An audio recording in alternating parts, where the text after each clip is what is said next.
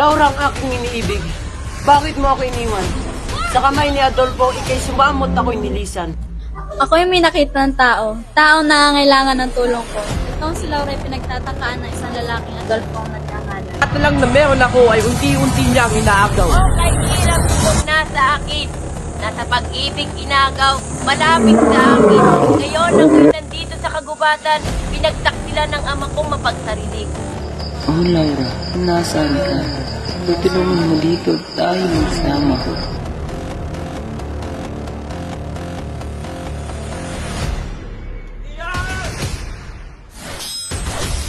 Handa ka na ba, Florante? Opo, aking ama. Mag-iingat ka. Paalam, aking anak.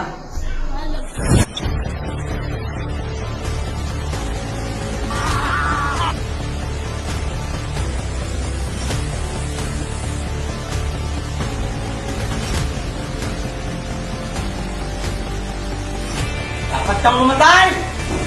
Ako si Harry sa iyong taga-Proton. Pinalulugod ko kayo makilala. Ibig ko nga palang ipakilala. Ito ang anak kong si Laura. O Floranting aking iniibig, akalain natin dito tayo magkikit. Ang landas natin ay pinagtagpo ng tadhana.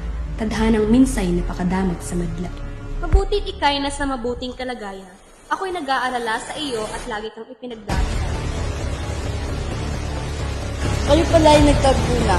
Babalik na ang dating ganda ng Albany. Si Adolfo ay wala na sa pesto at si Florante nang uupo sa trono. Masaya ako't nakilala kita. Ngalan ko'y Florante.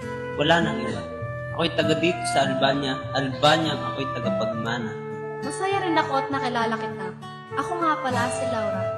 Sana tayo magkakilala pa upang maging magkaibigan o higit pa. Florante, ang bawat sandaling ikay hindi ko kapigil ay katumbas ng maraming taon sa akin.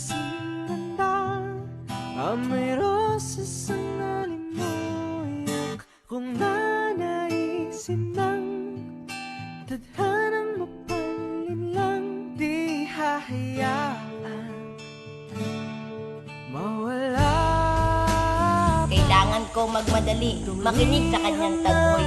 Hindi ko marinig, susundan ko ang iyong mga tinig upang makapunta sa lugar ng pag-ibig. Ang gawin lahat maging pamilya'y ilikahon na yan ang makadaman ng wagas na pagkamahal. Pagpalain kayo ni Bathala, Aladdin, Lerida. Mabuhay ang Albania!